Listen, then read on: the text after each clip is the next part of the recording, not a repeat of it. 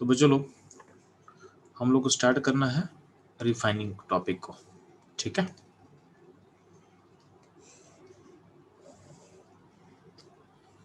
अब ध्यान ना, रिफाइनिंग का मोटो को हम बता चुके हैं। रिफाइनिंग का मोटो क्या होता है कि आपका मेटल जो होता है, जो इम्प्योर मेटल आपको मिलता है आपको आफ्टर रिडक्शन होता है 99% प्योर होता है, ठीक है।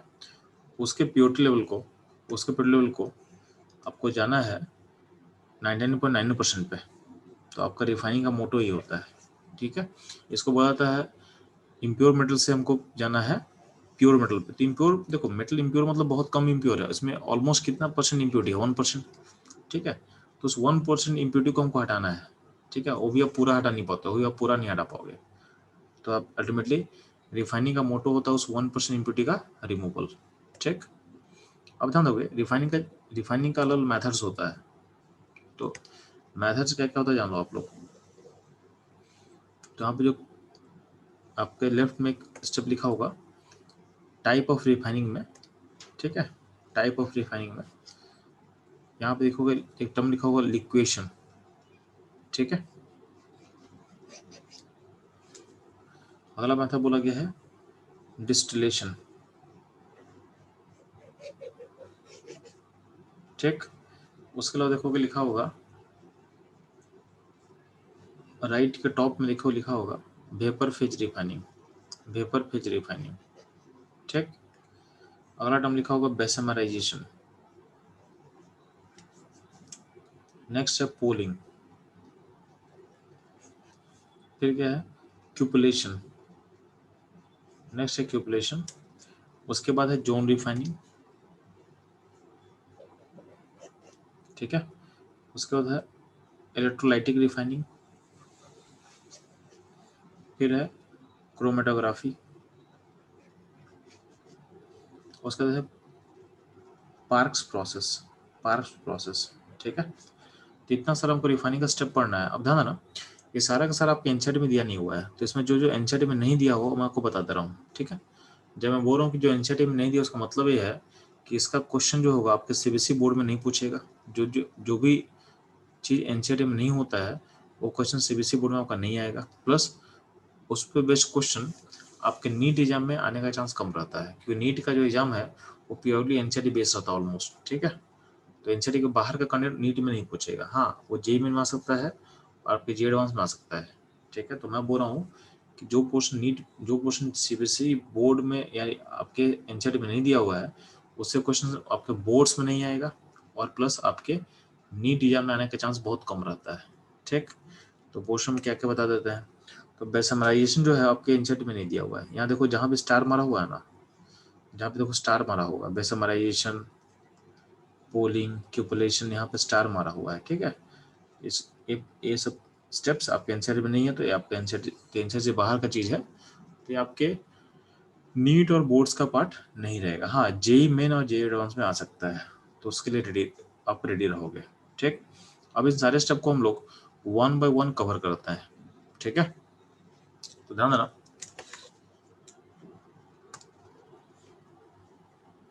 तो सबसे पहले हम मूव करते हैं हम लोग लिक्वेशन पे। लिक्वेशन किसको बोला गया है, तो बोला गया है, ध्यान देना, लिक्वेशन जो प्रोसेस है उस मेटल पे हम अप्लाई करते हैं, ठीक है, जिसमें मेल्टिंग पॉइंट मेटल और इम्प्यूरिटी का अलग होता है, ठीक है। तो इसका जो बेसिक प्रिंसिपल है difference of melting point between metal and it's impurity, ठीक है। यानी तो इसमें बेसिकली ये देखा गया है कि जो मेटल लो मेल्टिंग पॉइंट का होता है, जो मेटल लो मेल्टिंग पॉइंट का होगा, ठीक है, उसमें इसको हम अप्लाई करते हैं। तो अगर मेटल का मेल्टिंग पॉइंट लो होगा as compare to their impurity, तो उस पर हम इसको अप्लाई करते हैं, ठीक है। एग्जाम्पल क्या होता है, एग्जाम्पल हो सकता है आपके लिए SN, लेड, SB, बिस्मथ, ठीक है। SN, लेड, SB, बिस्मथ, ठीक। तो एग्जाम्पल पॉसिबल है। अब ध्यान देना,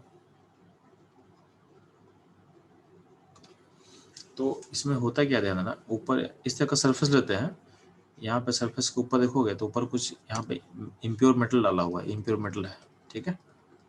अब हम लोग क्या करते हैं, नीचे से हीट करते हैं, नीचे से हीट करेंगे और यहाँ पर स्लोप बना हुआ है, यहाँ पर स्लोप बना हुआ है, स्लोप बना हुआ है। तो हीट करें तो क्या होगा, मेटल का जो पार्ट मेल्ट करेगा वो नीचे नीचे आके फ्लो करेगा और फ्लो के साथ नीचे आ जाएगा, तो आपका प्योर मेटल नीचे जमा हो जाएगा और जो इम्प्यूरिटी है इम्प्यूरिटी ऊपर ही रह जाएगा, इम्प्यूरिटी ऊपर ही रह जाएगा। तो ये हो जाएगा ऑल अबाउट लिक्वेशन। ठीक है, अब ध्यान देना, हर मेथड का बेसिक प्रिंसिपल क्या होता है आपको पता होना चाहिए, उस एग्जाम्पल पता होना चाहिए। ठीक है, तो जब स्कूल में लिखते हो तो और बोलेगा लिक्वेशन पे कमेंट करो, तो आपको बेसिक प्रिंसिपल बताना है और एग्जाम्पल बताना है, ये ध्यान देना आपको। ठीक है, ये रहा ऑल अबाउट लिक्वेशन। अगला मेथड रहेगा डिस्टिलेशन। ठीक है, तो डिस्टिलेशन में क्या करते हैं, ध्यान देना। तो ध्यान देना, डिस्टिलेशन का जो बेसिक प्रिंसिपल होता है, बेसिक प्रिंसिपल होता है कि बेस्ड होता है difference of boiling point of metal and it's impurity. ठीक है, ये बेस्ड किस पे है, तो ये मेथड बेस्ड होता है आपके बॉइलिंग पॉइंट के डिफरेंस पे, किसके बीच का, तो मेटल एंड इट्स इम्प्योरिटी। बात समझ में आ रहा है, इसमें देखा गया है जनरली मेटल का बॉइलिंग पॉइंट लो होना चाहिए, यानी मेटल इजीली बॉयल करना चाहिए। यानी बॉयल का मतलब क्या होता है, गैस, वो गैस में जाएगा। बॉयल करने का मतलब क्या होगा, वो गैस में चला जाएगा। फॉर एग्जाम्पल, जैसे एक किस किस मेटल पर हम अप्लाई करते हैं, तो बोला गया है इसको अप्लाई कर सकते हैं हम लोग जिंक, कैडमियम, मरकरी। ठीक है,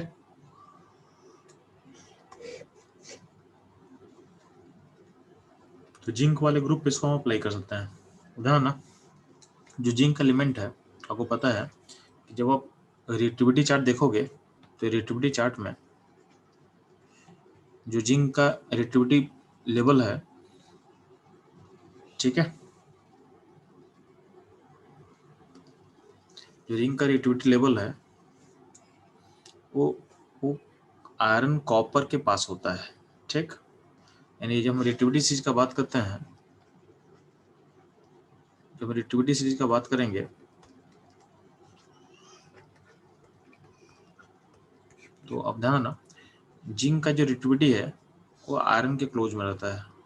ठीक है, आयरन हो गया, कॉपर हो गया, लेड हो गया, इन सब के पास पास रहता है। तो ऐसा देखा गया है ना, जिस जिस एलिमेंट का रिएक्टिविटी आसपास होता है वो खुद वो साथ ऑकर करता है, वो साथ में ऑकर करेगा। जिसका रिएक्टिविटी आसपास होता है वो साथ में ऑकर ऑकर करता है। ठीक, अब ध्यान दोगे तो इसका जो मेन इम्प्योरिटी होता है जिंक वाले का, तो मेन इम्प्योरिटी कौन होगा, तो इसके आसपास वाला, तो आयरन, कॉपर, कैडमियम, लेड, ये सब इसका इम्प्योरिटी होता है। तो अब मेटल से हम इम्प्योरिटी कैसे निकालेंगे, तो जिंक को हीट किया जाता है 767 डिग्री सेंटीग्रेड पे। इस टेम्परेचर पे होता क्या है कि जो कैडमियम है वो गैस बन के बाहर चला गया, यानी कैडमियम बाहर निकल गया। ठीक, अब क्या है, अब जिंक के साथ इम्प्योरिटी में क्या क्या है, तो आयरन है, कॉपर है, लेड है। ठीक है, अब क्या करता है, टेम्परेचर को बढ़ाते हैं 920 डिग्री सेंटीग्रेड पे। तो अब क्या होता है कि जिंक हो जाता है गैसीफाई, तो जिंक गैस के फॉर्म में कलेक्ट कर लिए और जिंक को फिर कूल करेंगे तो हाँ जिंक प्योर फॉर्म में क्या होगा, सॉलिडिफाई हो जाएगा। यानी ऐसा कुछ सिस्टम होता है। मान लो यहाँ पे हम जिंक को हीट करेंगे, ठीक है, और मान लेते हैं यहाँ पे हम जिंक को कलेक्ट कर रहे हैं, तो यहाँ पर मान लेते जिंक था और प्लस इम्प्यूरिटी था, तो हीट करेंगे तो क्या होगा, जिंक यहाँ से गैस के फॉर्म में निकलेगा और यहाँ पे कलेक्ट होगा, यहाँ जिंक हमको मिल जाएगा और जिंक का यहाँ जो मिलेगा होता है क्या होगा, आपका प्योर फॉर्म होगा, आपका प्योर फॉर्म होगा। ठीक है, तो इससे सब जिंक डिस्टिलेशन प्रोसेस को आप अप्लाई कर सकते हो, इससे सब डिस्टिलेशन प्रोसेस को आप अप्लाई कर सकते हो। ठीक है, ये ध्यान देना।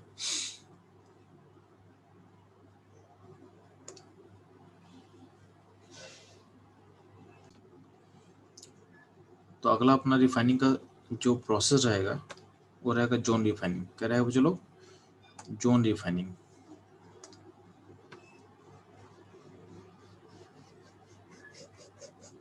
ठीक है, अब ध्यान देना, जोन रिफाइनिंग हम कहाँ अप्लाई करते हैं, तो बेसिकली इसको अप्लाई किया गया है प्यूरिफिकेशन ऑफ सेमीकंडक्टर्स। तो सेमीकंडक्टर्स के प्यूरिफिकेशन के लिए इसको अप्लाई किया जाता है। इसका मोटो क्या होता है, to obtain ultra pure semiconductor. To, ठीक है। यानी इसको अप्लाई किस पे एलिमेंट पे करते हैं हम लोग, तो सिलिकॉन हो गया, जर्मेनियम हो गया, इन सब पे हम अप्लाई करेंगे। बात समझ में आ गया। इसका बेसिक प्रिंसिपल क्या होता है, ध्यान देना। इस प्रोसेस को अप्लाई करने के लिए बेसिक प्रिंसिपल क्या देखा गया है, तो ध्यान देना, ऐसा देखा गया है कि जो इम्प्यूरिटी होता है, ठीक है, जो इम्प्यूरिटी होगा are more soluble in molten metal than solid metal. इसका मतलब समझोगे, ठीक है,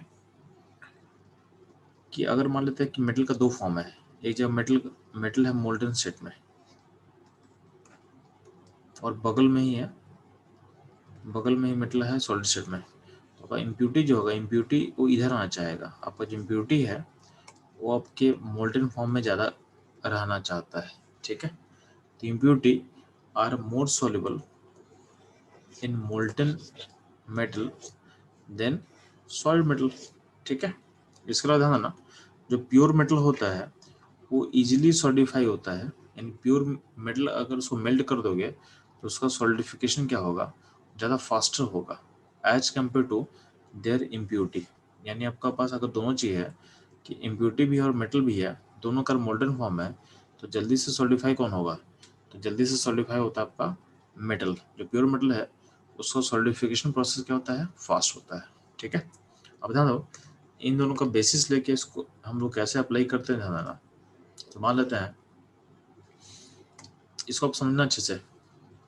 जैसे मान लें कि आपके पास एक यहाँ पे इम्प्योर मेटल का रॉड है, ठीक है, तो आपका इम्प्योर मेटल का रॉड है, ठीक है, तो ये आपका इम्प्योर मेटल का रॉड हुआ। इसमें हर जगह क्या है, हर जगह आपका इम्प्यूरिटी है वो यूनिफॉर्मली डिस्ट्रीब्यूटेड होगा। इस रॉड में आपका इम्प्यूरिटी हर जगह होगा, ठीक है। उसको हम आई बोल देते हैं। इम्प्यूरिटी यहाँ भी होगा, इम्प्यूरिटी यहाँ भी होगा, इम्प्यूरिटी सब जगह होगा, ठीक है। तो आपका इम्प्यूरिटी यूनिफॉर्मली डिस्ट्रीब्यूटेड है। हम लोग क्या करते हैं, इस मेटल रॉड में हम लोग एक हीटर लगाते हैं, मोबाइल हीटर, जिसको आप मूव कर सकते हो, ठीक है। यहाँ पे देखोगे इसी का डायग्राम यहाँ ड्रॉ किया हुआ है, ध्यान देना। यहाँ पे ध्यान देना, यहाँ देखोगे बाहर में एक रिंग जैसा लगा हुआ है। तो रिंग जैसा बेसिकली क्या है ना, ये आपका मोबाइल हीटर है जिसको आप मूव कर सकते हो, ठीक है। तो सबसे पहले हम लोग क्या कर रहे हैं कि आपका जो हीटर था उसको लेफ्ट इन से, यानी यहाँ से स्टार्ट किया गया था, ठीक है। तो जब हम यहाँ से स्टार्ट करें तो होता क्या है कि यहाँ का जो मेटल है वो पहले मेल्ट करेगा, ठीक है। जहाँ पे आपका हीटर होगा वहाँ का मेटल मेल्ट करेगा। अब होता क्या है, जैसे तुम आगे बढ़ोगे ना, जैसे तुम आगे बढ़ोगे तो पीछे का पार्ट क्या होगा, कूल होना स्टार्ट होगा, और आगे का पार्ट क्या होगा, हॉट होना स्टार्ट होगा। तो जैसे हम आगे बढ़ेंगे तो आगे का पार्ट मेल्ट कर रहा है और पीछे का पार्ट क्या हो रहा है, सॉलिडिफाई कर रहा है। अब ध्यान ना, यहाँ पे जो इम्प्यूरिटी है, उसको दिख रहा है कि यहाँ जहाँ पे अभी हम खड़े हैं वो पार्ट सॉलिड में कन्वर्ट होगा, वो पार्ट सॉलिडिफाई होने वाला है, और मेरे आगे का पार्ट है वहाँ पे लिक्विड फॉर्म बनने वाला है। तो यहाँ का जो इम्प्यूरिटी है वो आगे जंप कर जाएगा, ठीक है। तो जैसे तुम्हारा हीटर आगे चलेगा, तो क्या होगा, इम्प्यूरिटी भी उसके साथ आगे चलेगा, ठीक है। ऐसे करते करते हुआ क्या कि इम्प्यूरिटी पूरा जंप करते करते यहाँ पे जमा हो जाएगा, ठीक है। तो सारा जैसे तुम्हारा हीटर आगे मूव करेगा, आपका इम्प्यूरिटी क्या होगा, यहाँ जमा होगा, ठीक है। तो सारा का सारा इम्प्यूरिटी यहाँ जमा हो रहा है। अभी ध्यान देना, इस प्रोसेस को हम बार बार करते हैं, लेकिन जो डायरेक्शन होता है ना, वो होता है यूनि डायरेक्शन। मतलब आप हीटर को जब यहाँ से यहाँ ले गए हो, उसको वापस मत लाना, ये काम मत करना। यानी आपका जो मूवमेंट होना चाहिए यूनि डायरेक्शन होना चाहिए, यानी मूवमेंट होना चाहिए सेम डायरेक्शन में, ठीक है। उसको रिवर्स में करोगे तो क्या होगा, वापस जो इम्प्यूरिटी है वो वापस रीडिस्ट्रीब्यूट हो जाएगा, ठीक है। इससे बोला गया है कि आपका हीटर हमेशा ऐसे मूव करना चाहिए। मतलब हीटर जब आप क्रॉस कर भी जाए तो वापस हीटर को ऐसे मूव करेगा। तो ऐसे करने से क्या होगा, आपका सारा इम्प्यूरिटी एक इन में कलेक्ट हो जाएगा। आप इस इन को कट करके निकाल दो, तो कट करके निकाल दोगे तो बस इसको निकाल देना है। तो आपका जो बचा हुआ पार्ट क्या रहेगा, बचा हुआ पार्ट रहेगा प्योर मेटल का, बचा हुआ पार्ट रहेगा प्योर मेटल का। ठीक है, प्योर मेटल बोले या बोल सकते हैं प्योर सेमी कंडक्टर। ठीक है, तो इस तरह से हम लोग जोन रिफाइनिंग प्रोसेस को हम लोग करते हैं। ठीक है,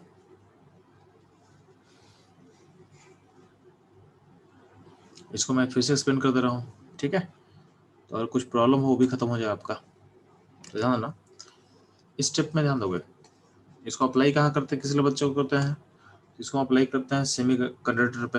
इसको अप्लाई करते हैं हम लोग सेमी कंडक्टर पे। ठीक है, मोटो क्या होता है, to obtain ultra pure semiconductor. Example किस पे अप्लाई करेंगे, सिलिकॉन एंड जर्मेनियम पे अप्लाई करते हैं हम लोग।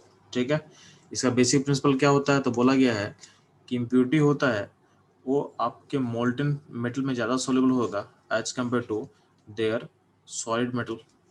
ठीक है, तो इम्प्योरिटी क्या होता है, मोल्टन मेटल में यानी मोल्टन मेटल में ज़्यादा सोल्यूबल होगा as compare to solid metal. ठीक है, अब ध्यान ना, जो प्योर मेटल होता है आपका, प्योर मेटल जो होता है वो इजीली सॉलिडिफाई करता है। ठीक है, देन इम्प्योरिटीज। ठीक, अब इसका अब प्रोसेस समझो, बहुत प्रोसेस आपको क्लियर हो जाएगा। तो बोला गया है कि मान लिया आपके पास एक रॉड है मेटल का। ठीक है, तो मेटल का रॉड में क्या होता है, कुछ ना कुछ इम्प्योरिटी होगा, और इम्प्योरिटी हर जगह होता है, हर जगह होता है। ठीक, यहाँ पे हम एक मोबाइल हीटर लेते हैं जिसको प्लेस करते हैं लेफ्ट साइड में, प्लेस करते हैं। तो लेफ्ट साइड में अगर हम प्लेस करेंगे ना, तो होता क्या है कि आपका लेफ्ट पार्ट जो है वो मेल्ट करना स्टार्ट करेगा, वो मेल्ट करना स्टार्ट करेगा। ठीक है, और जैसे हीटर को हम आगे लेके जाएंगे तो क्या होगा, लेफ्ट का पार्ट वापस क्या होगा, वापस उसमें सॉलिडिफिकेशन होगा, वापस वो सॉलिड के फॉर्म में चेंज होना चालू करेगा, और आगे का पार्ट क्या होगा, लिक्विड में चेंज होना चालू होगा। तो इम्प्योरिटी जो है, इम्प्योरिटी को दिख रहा है कि आगे का पार्ट लिक्विफाई हो रहा है, और अभी का पार्ट क्या हो रहा है, यानी इस पॉइंट का जो पार्ट है सॉलिडिफाई हो रहा है। तो इम्प्योरिटी क्या करेगा, इम्प्योरिटी यहाँ से यहाँ डिफ्यूज कर जाएगा, यानी यहाँ से यहाँ क्या होगा, वो मूव कर जाएगा। इम्प्योरिटी से मूव कर गया। ठीक है, तो ऐसे जैसे करते करते अब हीटर को आप लेके राइट इन पे लेके जाओगे, हीटर को जब राइट इन पहुंचेगा, यानी यहाँ पहुंचेगा। ठीक है, तो हीटर जैसे से इस इन पे पहुंचेगा तो क्या होगा, तो आपका इम्प्योरिटी भी सारा क्या होगा, यहाँ पे पहुंच के जमा हो जाएगा। ठीक है, अब क्या करना, इसी प्रोसेस को बार बार करो, लेकिन जब बार बार करेंगे तो आपका हीटर का मूवमेंट होना चाहिए सेम डायरेक्शन में। मतलब हीटर यहाँ से चला गया तो फिर से हीटर को यहीं पे लाओगे, फिर से हीटर ऐसे ही मूव करेगा। ठीक है, यानी हीटर को रिवर्स मूव ये मूवमेंट मत करना, ऐसा अलाउड नहीं है।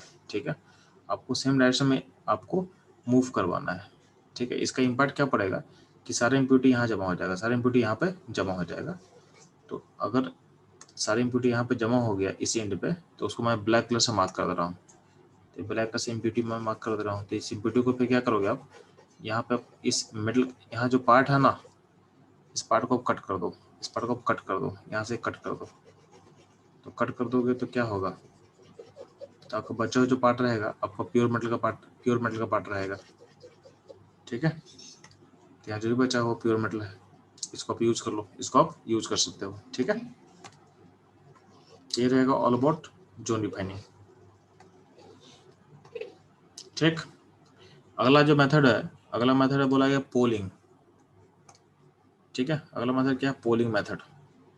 और जो पोलिंग मेथड है वो आपके एनसीईआरटी में नहीं दिया हुआ है। यहाँ पे स्टार क्या होना, स्टार का मतलब क्या बोला गया है, इस चैप्टर में स्टार जहाँ भी देंगे उसका मतलब क्या होगा, वो एनसीईआरटी में नहीं दिया हुआ है। ठीक, अब ध्यान देना, इस पोली मेथड में करते क्या, ध्यान दोगे। तो पोली मेथड हम अप्लाई कब करेंगे, तो बोला गया है इसको अप्लाई तब करोगे जब metal has impurity of its on oxide. जब मेटल का इम्प्योरिटी होगा खुद के ऑक्साइड्स का, तो उस केस में हम लोग पोलिंग अप्लाई करेंगे, उस केस में हम पोलिंग अप्लाई करेंगे। ठीक, एग्जाम्पल क्या है, एग्जाम्पल कॉपर होता है कि कॉपर के इम्प्योरिटी में क्या होता है, क्यूप्रस ऑक्साइड होता है। ठीक है, एसएन की इम्प्योरिटी में SnO2 होता है, लेड की इम्प्योरिटी में लेड O2 होता है। ठीक है, तो जब भी मेटल का जो ऑक्साइड है वही अगर इम्प्योरिटी के फॉर्म में होगा तो इस केस में हम पोलिंग मेथड अप्लाई करते हैं फॉर रिफाइनिंग पर्पस। ठीक है, अब इसमें क्या करते हैं हम लोग, तो जो इम्प्योर मेटल है उसको हीट करते हैं विथ ग्रीन वुड।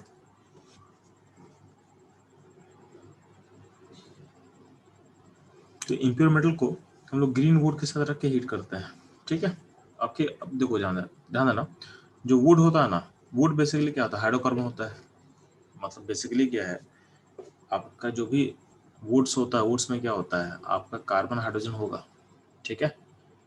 तो बेसिकली उसमें हाइड्रोकार्बन मौजूद होता है, ठीक है। तो कार्बोहाइड्रेट के फॉर्म में आपका हाइड्रोकार्बन कहीं उसमें मौजूद होगा, यानी कार्बन हाइड्रोजन का कंटेंट उसमें होगा, ठीक। अब हम लोग क्या करते हैं, इसको जब हीट करोगे ना तो हाइड्रोकार्बन प्रोड्यूस होगा। तो hydrocarbon produce by the destructive distillation of green would, ठीक है। अब ध्यान ना, इसमें हाइड्रोकार्बन में प्रोड्यूस क्या होता है, प्रोड्यूस होगा कार्बन, या तो CO प्रोड्यूस होगा, या तो CH4 प्रोड्यूस होता है, ठीक है। तो कुछ एग्जांपल ले रहे हैं कि इसमें हाइड्रोकार्बन में क्या प्रोड्यूस होगा, CO CH4 हमको ये प्रोड्यूस हो रहा है, ठीक। अब ध्यान ना, जो हाइड्रोकार्बन आप प्रोड्यूस कर रहे हो वही एक्ट करता है एज ए रिड्यूसिंग एजेंट, वही एक्ट करता है एज ए रिड्यूसिंग एजेंट, यानी ये आपके ऑक्साइड्स में से ऑक्सीजन को बाहर निकाल देगा। आपका जो इम्प्योरिटी क्या है, इम्प्योरिटी है मेटल ऑक्साइड का, उसमें अगर हम ऑक्सीजन को निकाल देंगे, तो बचेगा क्या, बचेगा मेटल, तो वही काम यहाँ पे किया जा रहा है। जैसे मान लें कि हाइड्रोकार्बन हम प्रोड्यूस किए हैं, उसको पास कर रहे हैं SnO2 से, तो SnO2 में क्या, ऑक्सीजन आपका इम्प्योरिटी है। तो यहाँ पे जो CO है, CH4 है, क्या करेगा, उस O2 को खींचेगा और खुद हो जाए, जो कार्बन, अगर कार्बन ऑक्सीजन खींचेगा तो बचाएगा CO2 में, और जो हाइड्रोजन है वो हाइड्रोजन अगर कंबाइन करेगा इस O2 के साथ, क्या बनेगा, वाटर बनेगा, ठीक है।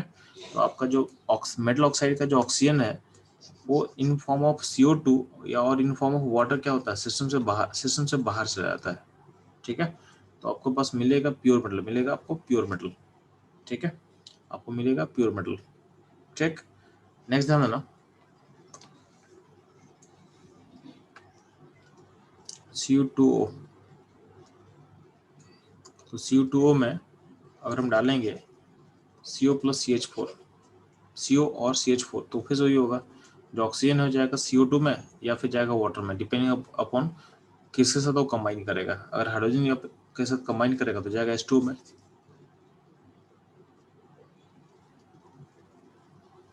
और अगर कार्बन रह जाएगा CO2 में, ठीक है।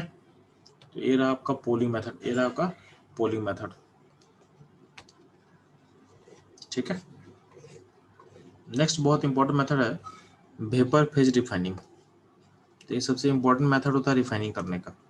रिफाइनिंग का सबसे इंपॉर्टेंट मेथड है वेपर फेज रिफाइनिंग, ठीक है। तो वेपर फेज रिफाइनिंग के अंदर दो प्रोसेस होता है, एक होता है मॉन प्रोसेस और एक होता है वैन आर्कल प्रोसेस। एक मॉन प्रोसेस है और एक है वैन आर्कल प्रोसेस। इसको ध्यान देना, इसको ध्यान दोगे आप लोग।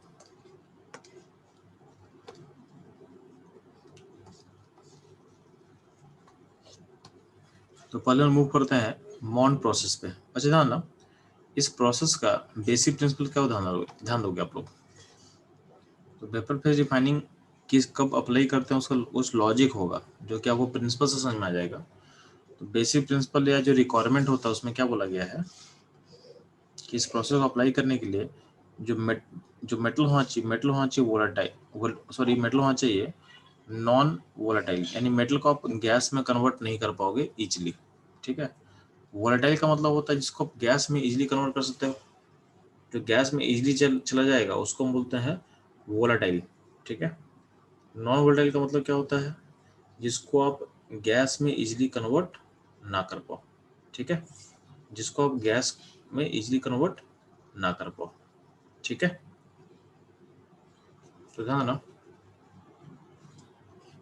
तो आपका मेटल क्या होना चाहिए बच्चों, मेटल होना चाहिए नॉन वोलेटाइल, यानी गैस में कन्वर्ट नहीं होगा, प्लस आपका मेटल जो है शुड फॉर्म, तो metal should form volatile compound, तो metal should form volatile compound with available reagent. तो मेटल वोलेटाइल नहीं है बट उसको वोलेटाइल कंपाउंड बनाना पड़ेगा, ठीक है। तो मेटल वोलेटाइल नहीं होना चाहिए, लेकिन metal should form volatile compound with available reagent, ठीक है। और जो कंपाउंड बनना चाहिए मेटल का वो होना चाहिए थर्मली अनस्टेबल। क्या होना चाहिए, थर्मली अनस्टेबल। तो वोलेटाइल जो कंपाउंड है शुड बी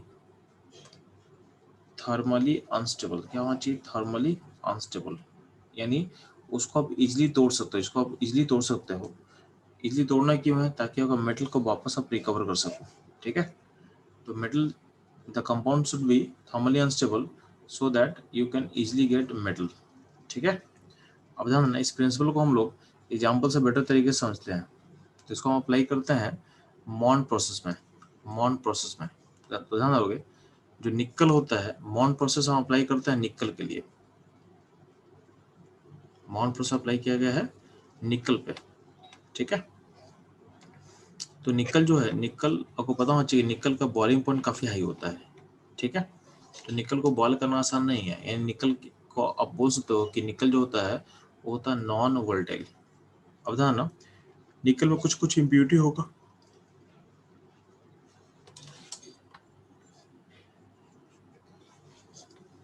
तो निकल में मान लेते हैं इम्प्योरिटी है। अब होता क्या है, हम इस सिस्टम को में पास करते हैं सीओ, सीओ मतलब कार्बन मोनोऑक्साइड, कार्बन मोनोऑक्साइड। तो देखा गया है जो निकल है, निकल इस कार्बन मोनोऑक्साइड के साथ क्या होगा, कंपाउंड बनाता है, ठीक है। क्या कंपाउंड बनाएगा जी, तो NiCO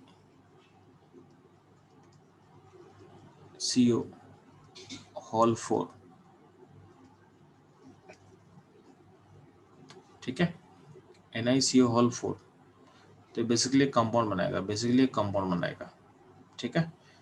और यहाँ पे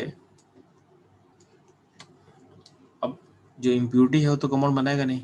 अब ध्यान ना, ये जो निकल एक कंपाउंड बना रहा है, ये 330 से 350 केल्विन के रेंज में क्या होगा, वेपर में चला जाएगा, ठीक है। तो निकल चला गया कंपाउंड में, कंपाउंड वेपर फॉर्म में, तो ऊपर निकल गया, ऊपर निकल गया, ठीक।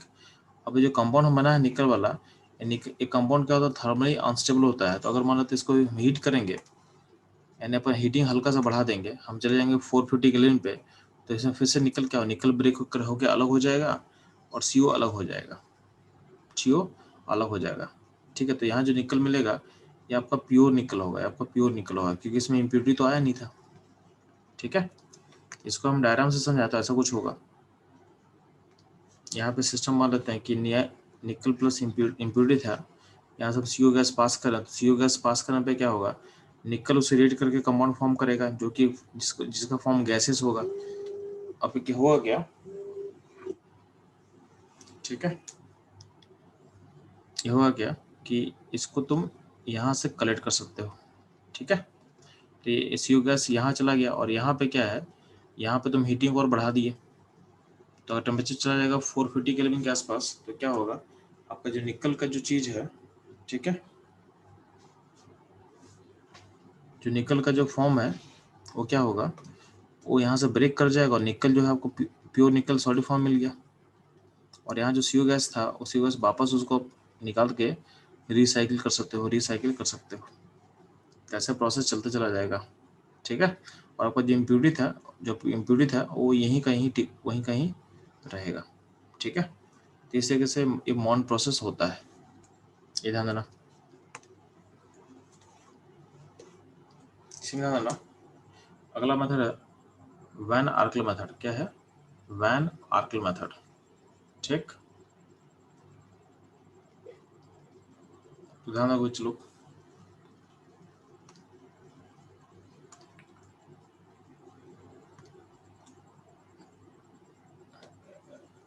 वैन आर्कल मतलब, वैन आर्कल मेथड किस पर हम अप्लाई करेंगे, तो ध्यान दोगे, हम अप्लाई करते हैं टाइटेनियम, जर्कोनियम, हफनियम, ठीक है। इन सारे एलिमेंट्स पे हम अप्लाई कर सकते हैं। इसमें होता क्या, ध्यान देना, इसमें समझाया हुआ है कि मान लेते हैं कि आपके पास टाइटेनियम है, उसमें कुछ इम्प्योरिटी है, तो इसमें हम पास करते हैं आयोडीन I2, ठीक है। तो I2 के साथ क्या होता है, टाइटेनियम जो है एक कंपाउंड फॉर्म करेगा, ठीक है। क्या कंपाउंड का नाम होगा, TiI4, TiI4, ठीक है।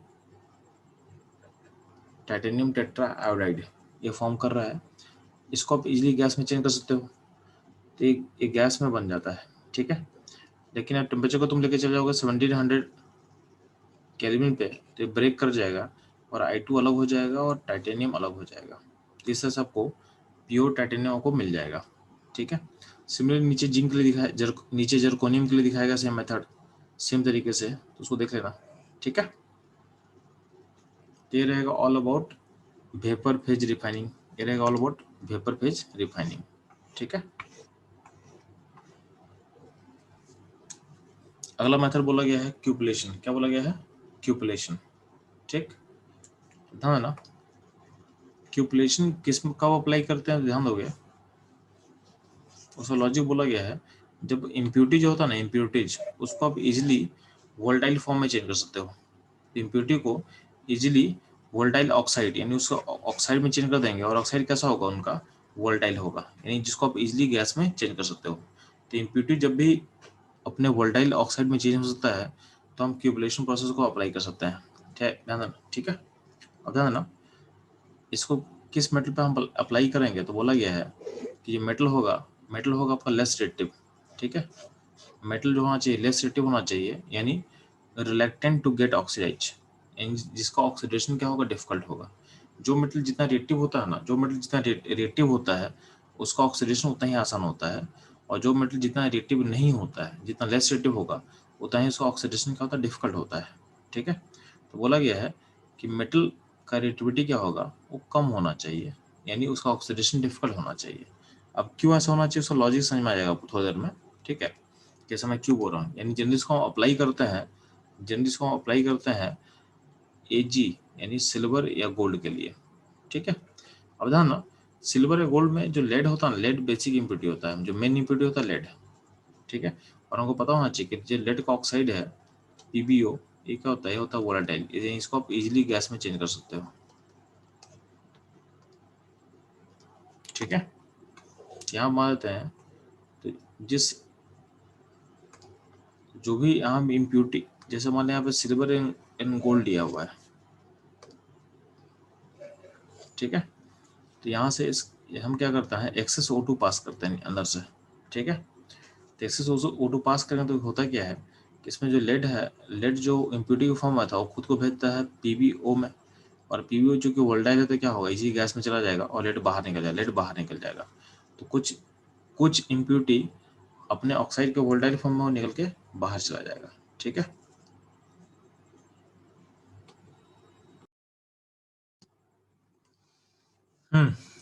तो हम लोग कहाँ पे थे? तो मैं बोल रहा था कि जो मेटल का वोल्टाइल ऑक्साइड बनेगा वो गैस, वो ऑक्साइड के फॉर्म में जाके गैस के फॉर्म में बाहर निकल जाएगा। ठीक, अब ऑक्साइड बन क्यों रहा है? क्योंकि नीचे से आप O2 पास कर रहे हो, तो जो O2 होगा उस मेटल को ऑक्सीडाइज कर सकता है। ठीक है, अब कुछ जो होता है, कुछ मेटल जो ऑक्साइड के फॉर्म में नहीं जाएगा, वो क्या होता है, उसमें हम लोग उसको ध्यान देना। तो कुछ मेटल का जो अगर इम्प्योरिटी वोलेटाइल अगर नहीं होगा, मतलब ऑक्साइड फॉर्म वोलेटाइल नहीं है, तो क्या होगा? ध्यान देना, तो लेड चला गया ऊपर, लेड अपने ऑक्साइड फॉर्म में बाहर निकल गया। ठीक है, अब ध्यान देना, कुछ अगर ऑक्साइड अगर नॉन वोलेटाइल होगा तब क्या होगा? तो नॉन वोलेटाइल मेटल ऑक्साइड का क्या करते हैं, ध्यान देना। तो बोला गया है कि बोरेक्स हम लेते हैं, बोरेक्स। ठीक है, बोरेक्स का फॉर्मूला होता है Na2B4O7.NH2O। इसको हीट करोगे तो क्या होगा? आपका NaBO2 मिलेगा, सोडियम मेटा, इसको बोलते हैं सोडियम मेटाबोरेट। B2O3 इसको बोलते हैं बोरिक एनहाइड्राइड और वाटर। ठीक है, sodium metaborate, boric anhydride and water. अब ध्यान देना, जो बोरिक एनहाइड्रेट होता है इसका नेचर एसिडिक होता है। इसका नेचर क्या होता है? एसिडिक होता है। ठीक है, तो बोरिक एनहाइड्रेट जो होता है एसिडिक नेचर का होगा, और आपका जो मेटल ऑक्साइड होता है जनरली क्या होता है? बेसिक होता है। तो मेटल ऑक्साइड और बोरिक एनहाइड्रेट आपस में रेट करेगा, ये बेसिक नेचर का होता है और एसिडिक नेचर का होगा, तो रेट करके बनाएगा मेटल मेटाबोरेट्स। ठीक है, जैसे मान लो कॉपर है तो फॉर्म करेगा कॉपर मेटाबोरेट। ठीक है, तो ध्यान देंगे यहाँ पे जो भी एलिमेंट है जिसका ऑक्साइड वोलेटाइल नहीं होगा, तो वो क्या है, अपने मेटाबोरेट के फॉर्म में कन्वर्ट हो जाता है।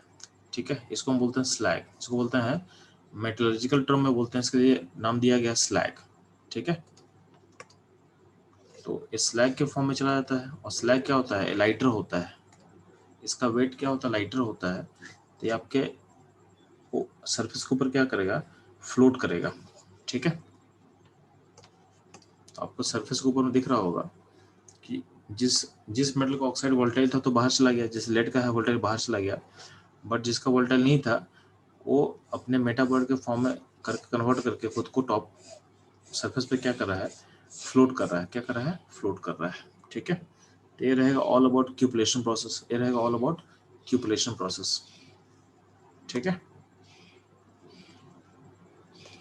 नेक्स्ट ध्यान दोगे।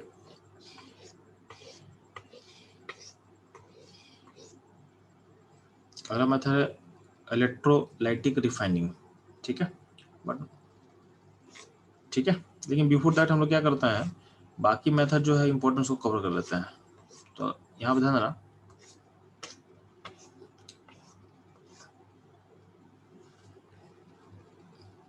एक होता है क्रोमेटोग्राफी। ठीक है, इसको हम लोग पहले पहले कवर कर लेते हैं और फिर हम लास्ट में कवर करेंगे रिफाइनिंग स्टेप को।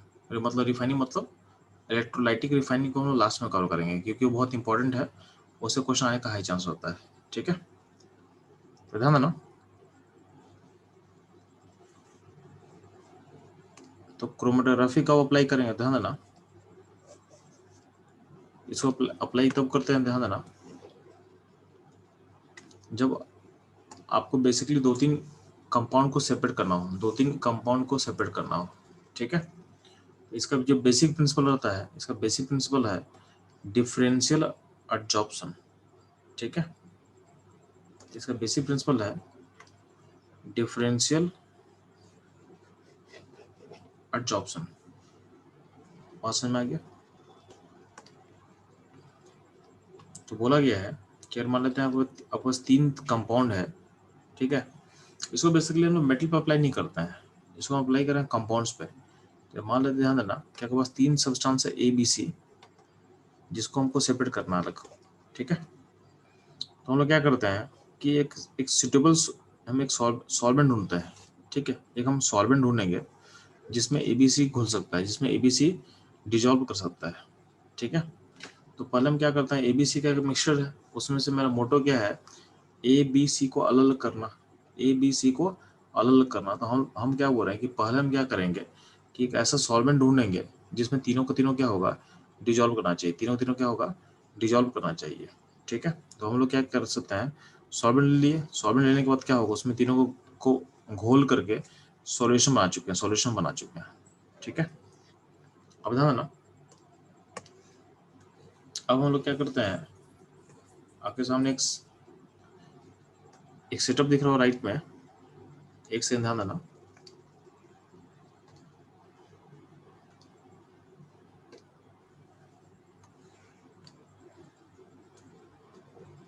तो यहाँ पे ध्यान देना, आपका आपका एक एडजॉर्बेंट का कॉलम बना हुआ है। तो कुछ लोग के लिए एडजॉर्बेंट क्या होता है, ये नया टर्म है, तो इसका मतलब समझो ध्यान से। एडजॉर्बेंट हम उसको बोलते हैं जो एडजॉर्ब करता है, एडजॉर्बेंट हम उसको बोलते हैं जो एडजॉर्ब करता है। मान लेते हैं तुम चौक लो, चौक में को डिप करो वाटर में। ठीक है, तो वाटर में, और वाटर में अगर इंक इंक डाला हुआ रहेगा, तो वाटर के साथ इंक रहेगा, तो चौक क्या करेगा, अपने सरफेस पे जो इंक है उसको अपने सरफेस पे क्या चिपकाएगा। तो ये जो चौक के सरफेस पे जो इंक जो चिपक रहा है उसको बोलते हैं हम लोग एडजॉर्प्शन। ठीक है, उस प्रोसेस का नाम रखा गया है एडजॉर्प्शन। ठीक है, और जो चौक है चूंकि उसमें एडजॉर्प्शन प्रोसेस ऑकर कर रहा है, तो चौक को हम बोलेंगे एज एडजॉर्बेंट। ठीक है, तो एग्जाम्पल दिए उससे आप लिंक कर सकते हो कि जो चीज़ों को अपने अंदर मतलब एब्जॉर्ब करेगा उसको बोलते हैं हम एब्जॉर्बेंट। और एब्जॉर्ब करेंगे मतलब क्या होता है, बाइंड करना। क्या करना? बाइंड करना। ठीक है, binding on the surface. Simple words में बोले तो ऐसा बोल सकते हो। ठीक है, तो बोला गया कि यहाँ पे एब्जॉर्बेंट का एक कॉलम बना हुआ है। ठीक है, एक कॉलम बना हुआ है, इस कॉलम में एब्जॉर्बेंट भरा हुआ है। अब क्या करते हैं, इस सिस्टम में इस सॉल्यूशन को डाल दो, ऊपर डाल दिए, और हम एज्यूम कर रहे हैं कि जो एब्जॉर्प्शन का एक्सटेंट है, आपको बताया गया है कि let's assume extent of absorption, उसमें बोला गया ए का ज़्यादा होगा, फिर बी होगा, और फिर सी होगा। ये आप सोच के चलो। ठीक है, तो let's assume extent of absorption A greater than B greater than C. ठीक है, इसका मतलब ए ज़्यादा एब्जॉर्ब होगा, फिर बी, और फिर सी। अब ध्यान देना, अगर हम सॉल्यूशन में डालेंगे तो होता क्या है कि जब सॉल्यूशन नीचे मूव करेगा तो इसमें ए बी सी ड्रॉप होगा। तो बोला गया है कि जिसका ड्रॉप्शन ज़्यादा होता है ऊपर ही रह जाएगा, उसका मूवमेंट क्या होगा, वो स्लोली स्लोली नीचे मूव करेगा। तो ए यहाँ पे मान लेते हैं, बी है वो थोड़ा नीचे रहेगा, और फिर सी। ठीक है, और यहाँ पे ये ए बी सी का अपना अलग अलग कलर होता है, अलग अलग कलर होता है। तो कलर देखे तुम पहचान जाओगे कि कहाँ पे ए है, कहाँ पे बी है, कहाँ पे सी है। ठीक है, फिर उसके अकॉर्डिंग क्या करना, नीचे का नॉब है, नॉब को खोलना। जब सी पहुंचे तो नॉब को खोलो तो सी तुमको अलग से मिल जाएगा। फिर सी जब खत्म हो जाएगा तो नॉब बंद कर लोगे। फिर जब बी पहुंचेगा नीचे में, उससे नॉब खोलोगे। ठीक है, सिमिलरली अब जब ए पहुंचेगा तो नॉब खोलोगे। इससे क्या होगा, आपका ए बी सी क्या होगा, अलग अलग हो जाएगा। ठीक है, तो इस तरह से हम लोग क्रोमेटोग्राफी मेथड को हम लोग अप्लाई कर सकते हैं। ठीक है,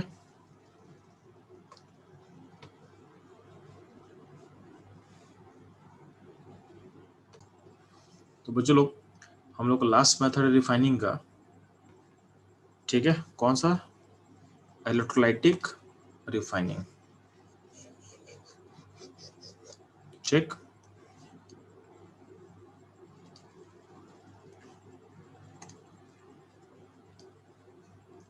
तो ध्यान रखो चलो,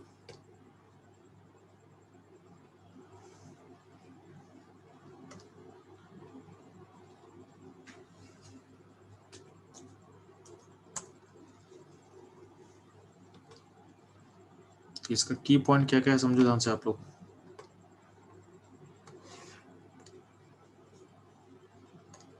तो इलेक्ट्रोलाइटिक रिफाइनिंग जो मेथड है ना, इसको ये होता है यूनिवर्सल मेथड है। यूनिवर्सल मेथड बोलने का मतलब इसको आप हर जगह अप्लाई कर सकते हो। ठीक है, इसको आप हर जगह अप्लाई कर सकते हो।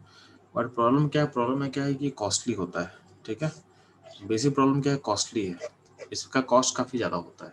ठीक है, इसको हम वहीं अप्लाई करेंगे जहाँ पे मेरे को कॉस्ट कुछ कम हो जाए। ठीक है, इस प्रोसेस का लिमिटेशन क्या है, कॉस्टली है। आपको पता है कि बिना इकोनॉमिक्स से आपका इंडस्ट्री चलेगा नहीं। तो ये उसी इंडस्ट्री में अप्लाई हम करते हैं जहाँ बाकी मेथड काम नहीं करेगा। यानी जो लेस इकोनॉमिकल मेथड्स है उसको हम पहले प्रायोरिटी देते हैं, और वो अगर काम नहीं करेगा तो उसके बाद हम इस मेथड को अप्लाई करेंगे। ठीक है,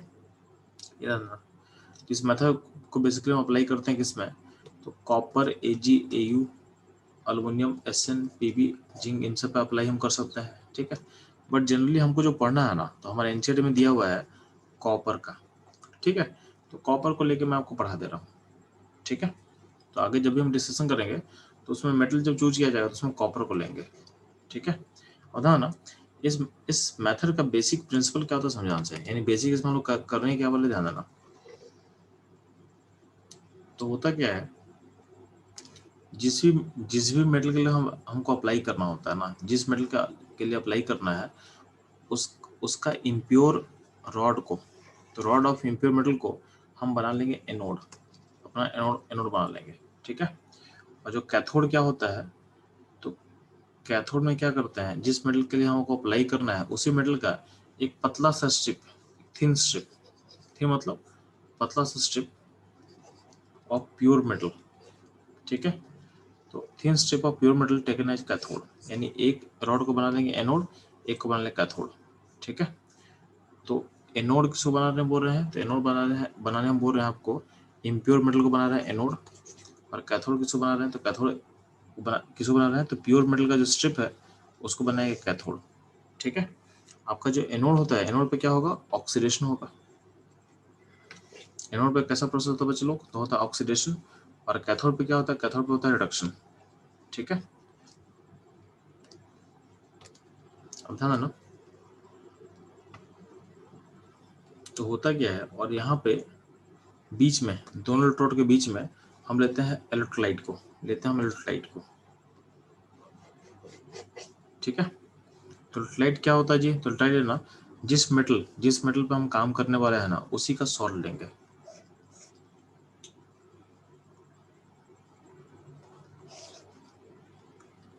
तो जिस मेटल को हमको प्योरीफाई करना है उसी का हम सॉल्ट लेंगे एज ए इलेक्ट्रोलाइट। अब होता क्या है कि जब हम बात करते हैं एनोड पे, ठीक है, तो एनोड पे चूंकि ऑक्सीडेशन हो रहा है तो उसमें हो रहा है क्या, आपका जो एनोड का जो मेटल है ना, वो मेटल क्या होता है, यानी जो रॉड का मेटल है उसका मेटल ऑक्सीडाइज करके सॉल्यूशन में आता है, ठीक है, यानी M+ फॉर्म करेगा और इलेक्ट्रॉन को लूज करेगा, और जो M+ बनेगा कहाँ आएगा, वो इलेक्ट्रोलाइट के अंदर आएगा, और इलेक्ट्रोलाइट के अंदर आएगा। यानी हो क्या रहा है, यहाँ जो आपको दिख रहा होगा ये जो रॉड है, इस मेटल का रॉड है, इसमें यहाँ का जो मेटल है वो आ रहा है सॉल्यूशन में, इलेक्ट्रोलाइट में आ रहा है, ठीक है। तो इलेक्ट्रोलाइट में आया तो क्या होगा, समय के साथ क्या होगा, टाइम के साथ आपका जो मेटल है, मेटल पतला होता चला जाएगा, यानी आपका जो एनोड है उसका थिकनेस क्या होगा, घटेगा, क्योंकि यहाँ का जो मेटल है वो आपका डिजॉल्व कर रहा है किसमें, इलेक्ट्रोलाइट में, ठीक है। तो समय के साथ क्या होगा, आपका जो एनोड है वो थीन होते चला जाएगा। अब ध्यान ना, जब बात करें हम इलेक्ट्रोलाइट का तो ध्यान दोगे तो आपको पता चल चुका है कि इलेक्ट्रोलाइट हम किसको बोलेंगे, तो जो सॉल्ट ऑफ मेटल होगा उसको हम इलेक्ट्रोलाइट के फॉर्म में डाल सकते हैं। कौन सा मेटल, जिस मेटल का हम प्यूरिफिकेशन कर रहे हैं, ठीक। अब जो इलेक्ट्रोलाइट का स्टेट क्या होता है, ध्यान ना, जो इलेक्ट्रोलाइट का स्टेट होगा तो मोल्टेन या तो एक्वस, ठीक है, या तो एक्वस। अब मोल्टेन फॉर्म होगा कि एक्वस फॉर्म होगा, ये किस पे डिपेंड करता है, ध्यान देना। जो इलेक्ट्रोलाइट का स्टेट है वो मोल्टेन होगा कि एक्वस होगा, वो डिपेंड कब करता है, ध्यान देना। तो ध्यान देना, मोल्टेन फॉर्म हम तब लेते हैं, यानी इलेक्ट्रोलाइट का मोल्टेन फॉर्म हम तब लेंगे जब आपका मेटल का रिएक्टिविटी जो होगा वो हार्डन से ज़्यादा होगा, ठीक है। उस केस में हमको मोल्टेन फॉर्म लेना मेरे लिए कंपलसरी हो जाता है।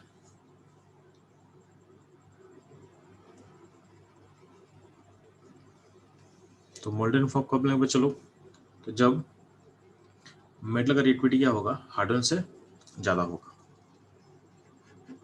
ठीक है।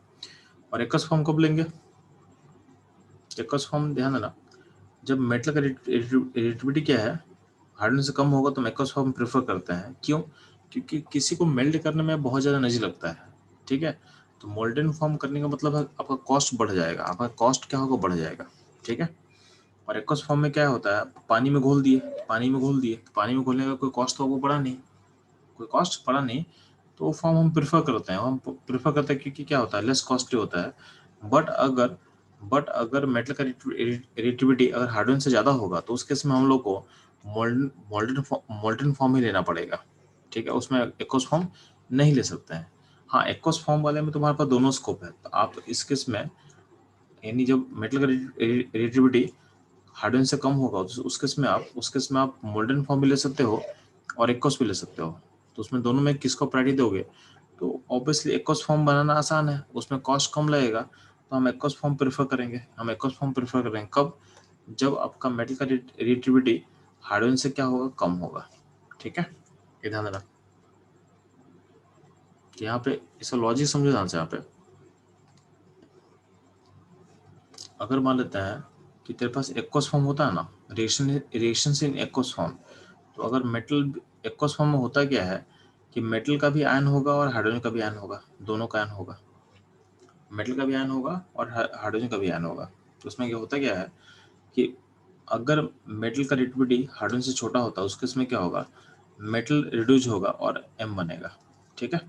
लेकिन अगर मान लेते हैं कि मेटल का रिएक्टिविटी अगर हाइड्रोजन से ज़्यादा होगा तो उसके केस में होता क्या है कि हाइड्रोजन खुद को रिड्यूस करेगा और जाएगा H2 गैस में, तो जब भी मेटल का रिएक्टिविटी हाइड्रोजन से ज़्यादा होता है तो उसके उसमें आपका हाइड्रोजन रिड्यूस होकर हाइड्रोजन गैस निकलता है। तो ये चैलेंज होता है। इसलिए जब भी मेटल का रिएक्टिविटी हाइड्रोजन से ज़्यादा होता है उसके इसमें हम लोग एक्वस फॉर्म नहीं लेंगे तो उससे क्या होगा, आपका हाइड्रोजन नहीं रहेगा तो इसमें H2 गैस नहीं बनेगा और मेरा मेटल बाहर निकल सकता है। लेकिन अगर मेटल का रिएक्टिविटी हाइड्रोजन से ज़्यादा है तो उसके इसमें मेटल रिड्यूस नहीं होगा, उसमें हाइड्रोजन निकलना चालू करेगा, यानी आपका जो काम है वो ऑकर नहीं करेगा, ठीक है। तेरा बेसिक इंफॉर्मेशन के प्रोसेस कैसे होने वाला है, अब ध्यान ना, इसको आपको कॉपर पे अप्लाई करके दिखा रहा हूँ, ठीक है। तो आपके एनसीईआरटी में कॉपर के रिफाइनिंग को थोड़ा सा एक्सप्लेन किया हुआ है, उसको हम लोग देख लेते हैं। आपको पता है कि जब हम कॉपर का रिफाइनिंग करते हैं तो उसमें इम्प्योरिटी कौन कौन होगा, तो वो पता होना चाहिए कि कॉपर के आसपास कौन कौन सा एलिमेंट होता है रिएक्टिविटी में।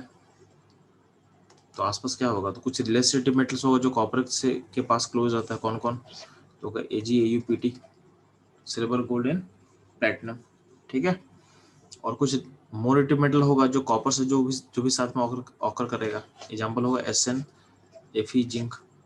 तो कुछ इम्प्योरिटी जो है मोर एक्टिव है कॉपर से, कुछ इम्प्योरिटी है जो लेस एक्टिव है, ठीक है, कॉपर से। और आपको पता है कि कॉपर का जो इरिटेबिलिटी होता है वो हाइड्रोजन से भी क्या होता है, कम होता है, ठीक है, आपको यही बात पता है, ठीक। अब ध्यान देना, हम लोग क्या करते हैं, हम लोग कॉपर के मेटलर्जी में आपका एनोड बनाते हैं कॉपर का जो इम्प्योर मेटल है रॉड है उसको बनाएंगे एनोड, ठीक है। और एक पतला सा स्ट्रिप है कॉपर का जिसको बना लेंगे कैथोड, ये हो गया अपना कैथोड, ठीक है। कैथोड का साइन कैसा होता है, कैथोड साइन होता है नेगेटिव, और एनोड का साइन क्या होता है, पॉजिटिव होता है, ठीक है। आपको पता है कि एनोड में इम्प्योरिटी क्या क्या होगा, तो यहाँ पे कॉपर के एनोड में दिखा रहे हैं कि कुछ इम्प्योरिटी होगा जिंक, आयरन, SN, और कुछ इम्प्योरिटी होगा Ag, AuPt, ठीक।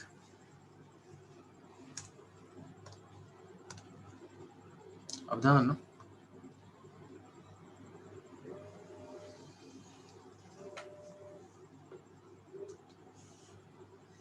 तो आपके एनोड पे क्या रिएक्शन हो रहा है, ध्यान देना। तो एनोड पर हम एनोड पे फोकस करते हैं, तो आपके एनोड पे होता क्या है कि जो यहाँ पे जो कॉपर है ना, आपको बस इस रॉड में जो कॉपर दिख रहा है, एक कॉपर जाता है सॉल्यूशन में। अब चूंकि ध्यान देना इसमें एक चीज और ध्यान, ठीक है, तो कॉपर जाएगा सॉल्यूशन में, तो कॉपर खुद को ऑक्सीडाइज करेगा और जाएगा सॉल्यूशन में, तो धीरे धीरे क्या होगा, आपका एनोड पतला होना स्टार्ट हो जाएगा, कि यहाँ जो कॉपर पार्ट है वो कहाँ जा रहा है, सॉल्यूशन में चला जा रहा है, ठीक। तो ये हो गया आपका एनोड का रिएक्शन, और इसके अंदर क्या कुछ मेटल्स है, Fe, जिंक, SN, जिसको हम M बोल रहे हैं, ठीक है। तो इसका काम क्या, यह कहा जाएगा, ये मैं आपको बताऊंगा, ठीक है। तो ध्यान ना, ये जो इम्प्योरिटी है, इम्प्योरिटी क्या है, Fe, जिंक और SN, यानी जो मेटल्स कॉपर से ज़्यादा रिएक्टिव होता है। तो जैसे ही तुम्हारे आपका रॉड डिजोल्व करना स्टार्ट करेगा, ये जो SN, Fe और जिंक है वो भी क्या सॉल्यूशन का पार्ट बनेगा। अब सॉल्यूशन में है क्या, तो सॉल्यूशन में कॉपर +2 आयंस है। आपको पता है कि Fe, जिंक या फिर जो टिन है वो कॉपर से क्या होता है, ज़्यादा रिएक्टिव होता है। तो कॉपर से ज़्यादा रिएक्टिव होता है, क्या होगा, वहाँ पे एक डिस्प्लेसमेंट रिएक्शन होगा। तो ये मेटल क्या करेगा, कॉपर के उसको सॉल्यूशन से डिस्प्लेस करेगा और खुद चला जाएगा सॉल्यूशन में, यानी बन जाएगा M+2 आयन। तो जो मोर रिएक्टिव मेटल होता है वो कॉपर को डिस्प्लेस कर देगा सॉल्यूशन से और खुद चला जाएगा सॉल्यूशन के अंदर, ठीक है। ये ध्यान देना। कैथोड पे क्या हो रहा होगा, तो कैथोड पे हो रहा है, तो कैथोड का रिएक्शन बताए हुए हैं कि जो वहाँ पे जो सॉल्यूशन का जो कॉपर+2 आयन का जो सॉल्यूशन में आयंस होता है वो कैथोड पे क्या होता है, रिड्यूस होके डिपोजिट करता है, यानी जो कॉपर+2 आयन है वही क्या होगा, कैथोड पे क्या होगा, डिपोजिट करेगा। धीरे धीरे क्या होगा, आपका जो कैथोड होता है वो थिक होना स्टार्ट होता है। ये जो थिन सा कैथोड है धीरे धीरे इसमें जो कॉपर डिपोजिट करेगा तो ये थिक होना स्टार्ट होगा, ठीक है। तो यहाँ पे कॉपर धीरे धीरे क्या हो रहा है, जमा होते जा रहा है। तो यहाँ जो कॉपर जमा होगा वो प्योर कॉपर होगा, क्या होगा, वो प्योर कॉपर होगा, ठीक है। अब चूंकि कॉपर का रिएक्टिविटी क्या होता है, हार्डन से कम होता है, तो हार्डन से कम होगा तो क्या होता है, इसमें जो हम इलेक्ट्रोलाइट चूज करते हैं, तो कॉपर का जो रिएक्टिविटी चूंकि हार्डन से कम होता है, तो हमारा जो इलेक्ट्रोलाइट होगा उसको हम चूज करेंगे एक्वस फॉर्म। तो इलेक्ट्रोलाइट बेसिकली हम चूज करते हैं कॉपर सल्फेट, क्या चूज करते हैं हम लोग, कॉपर सल्फेट। हम एज हम इलेक्ट्रोलाइट चूज करते हैं, एज हम इलेक्ट्रोलाइट हम यूज करते हैं। अब ध्यान देना, क्योंकि कॉपर का रिएक्टिविटी हाइड्रोजन से कम होता है, इस कारण क्या होगा, आपके कैथोड पे हाइड्रोजन नहीं निकलेगा, ठीक है। तो कॉपर रिड्यूस होगा, हाइड्रोजन रिड्यूस नहीं होगा। तो ये वही यहाँ पे लिखा हुआ है, reduction of copper+2 is favoured over H+, ठीक है। तो ये ध्यान देना। अब ध्यान देना, पॉइंट है कि इसमें एक खास बात क्या है ना, कि आपका कुछ इम्प्योरिटी जो होता है, जैसे मान ले यहाँ पे लिखा हुआ इम्प्योरिटी सिल्वर का, गोल्ड का, पीटी का, ठीक है। अब सिल्वर, गोल्ड, पीटी कैसा होता है, तो वैल्यूएबल्स मेटल, इनका अपना कॉस्ट होता है। तो जैसे जैसे प्रोसेस चलेगा ना, तो कॉपर जो है इस रॉड का डिजोल्व करके सॉल्यूशन में आएगा। अब जो AgAuPt है वो क्या करेगा, ये सब नीचे नीचे जमा हो जाता है। तो जिस रॉड के नीचे क्या होगा, गोल्ड, सिल्वर, पीटी जमा हो जाएगा, ठीक है। तो इस पार्ट को हम बोलते हैं एनोड मड। क्या बोलते हैं? जो एनोड के नीचे, रॉड के नीचे जो जमा होता है ना, उसको बोलते हैं हम एनोड मड। क्या बोलते हैं? Anode mud. तो एनोड मड में क्या क्या होता है जी? तो पॉइंट बोला गया कि एनोड मड जो होता है, एनोड मड के अंदर AgAUPT होता है, ठीक है, जिसको तुम मार्केट में बेच सकते हो और अपने अपने पैसे को क्या कर सकते, रिकवर कर सकते हो, ठीक है।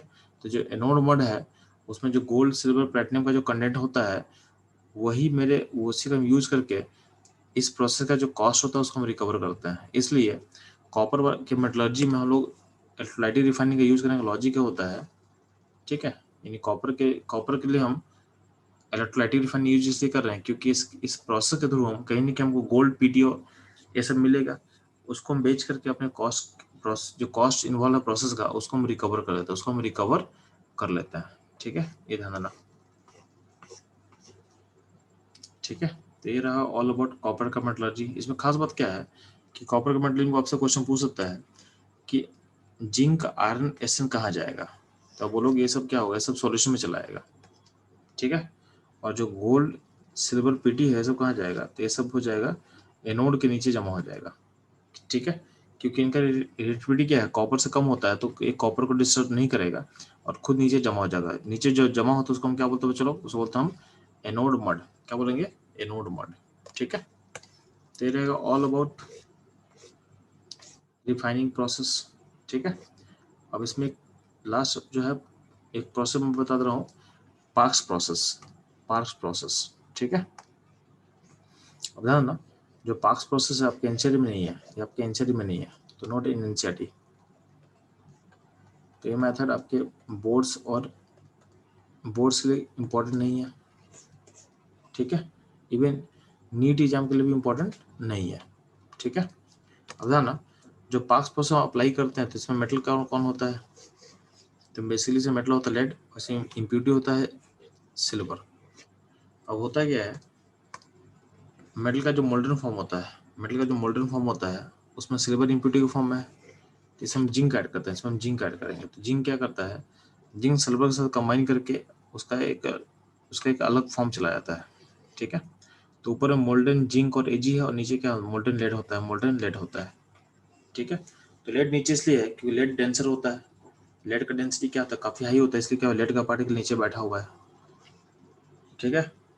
तो ऊपर हो गया जिंक और एजी, नीचे हो गया लेड। इसको कूल कर देंगे, कूल करने से क्या होगा, लेड अलग है और जिंक क्या होता है, अलग होता है, जिंक एजी अलग हो गया।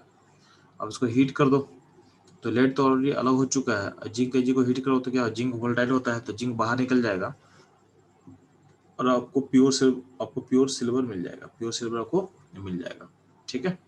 इस सिस्टम में हम लोग अप्लाई करते हैं पार्स प्रोसेस को, ठीक है। तो ये रहा ऑल अबाउट रिफाइनिंग, ठीक है।